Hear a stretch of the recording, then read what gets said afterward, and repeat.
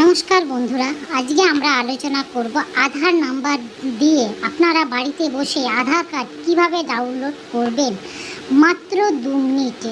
চলুন দেখে নেওয়া যাক। আপনারা আপনাদের পিসির যে কোনো ক্রোম ব্রাউজারে যাবেন, যাবার পর সার্চ বারে গিয়ে সার্চ করবেন uidai.gov.in এবং এন্টার করে দেবেন। এন্টার করার পর আপনারা দেখতে পাবেন ওখানে আধার ডাউনলোড বলে একটি অপশন দেখতে পাচ্ছেন বন্ধুরা। এখানটায় আধার ডাউনলোড বলে একটি অপশন রয়েছে, এখানটায় আপনারা যাবেন। যাওয়ার পর এখানে দেখবেন তিনটে অপশন আসবে, তিনটে অপশন রয়েছে। সেই তিনটে অপশনের মধ্যে যে আধার নাম্বারে আপনারা ঠিক করবেন এবং আধার নাম্বারটি বসাবেন এবং ক্যাপচার কোডটি বসিয়ে সেন্ড ওটিপিতে ক্লিক করবেন।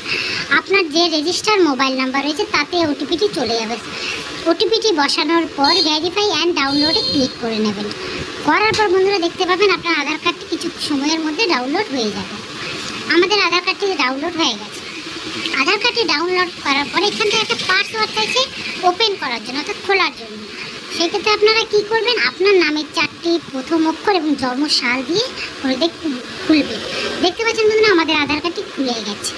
এভাবে আপনারা চাইলে বাড়িতে বসে আধার কার্ডটি ডাউনলোড করতে পারেন। আমাদের ভিডিওটি যদি ভালো লাগে প্লিজ সাবস্ক্রাইব করে দেবেন, লাইক করে দেবেন, শেয়ার করে এর পরবর্তী